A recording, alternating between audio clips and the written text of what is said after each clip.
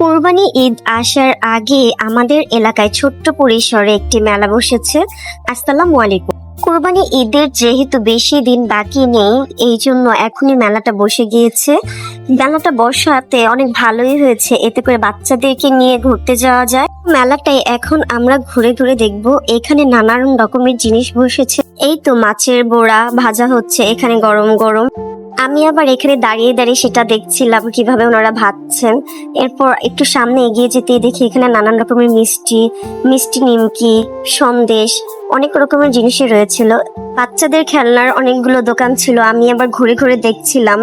এইখানে এসে আমার ছোটবেলার কথা মনে পড়ে গিয়েছে।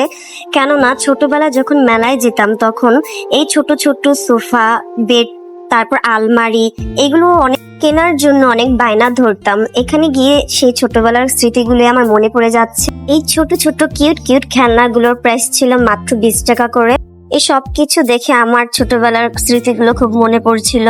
এই তো এখানে ছোট ছোট হাঁড়ি পাতিলও ছিল। সময়ের সাথে সাথে সবকিছুরই পরিবর্তন হয়। এখনকার ছেলেমেয়েরা তো জানেই না মেলা কাকে বলে বা মেলার যে আনন্দটা সেটা কিরকম হয়।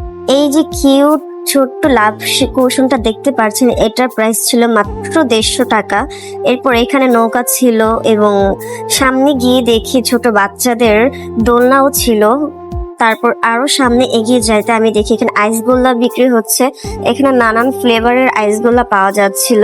এই তো ছোট ভাইটি কি সুন্দর করে সেল করছিল। আমি আবার দাঁড়িয়ে দাঁড়িয়ে সেটা দেখছিলাম যে কিভাবে সে আইসগোল্লাটা মেক করছে। ছেলেটিকে দেখে আসলে যেটা বুঝলাম, ব্যবসার কোনো বয়স হয় না, কারণ ছেলেটি খুবই ছোট ছিল। এত ছোট বয়সে ছেলেটি স্ট্রাগল করছে দেখি মনটা ভালো হয়ে গেল। আর একটু সামনে যেতেই দেখি এখানে আরো সুন্দর সুন্দর ভ্যারাইটিস জিনিসপত্র রয়েছে। এই তো ছোট্ট একটি বুজ দেখতে পাচ্ছেন। এখানে নানান রকমের চুড়ির কালেকশনও ছিল। আমি আবার ঘুরে ঘুরে সেগুলো দেখছিলাম। এই তো নানান রকমের মেকআপ, মেয়েদের যত রকমের কসমেটিক ছিল আর কি। এই যে আমার হাতে যে বুজটি দেখতে পাচ্ছেন, এই ফুল বুজটি দেখতেও খুব সুন্দর ছিল। সো এই তো মেলায় ঘোরাঘুরি করলাম।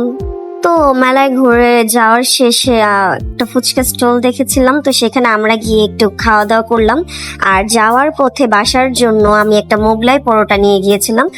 এই তো এই পর্যন্তই আজকের জন্য। সবাই ভালো থাকবেন, সুস্থ থাকবেন। আমার ভুল ত্রুটিগুলোকে ক্ষমার সঙ্গে দৃষ্টিতে দেখবেন।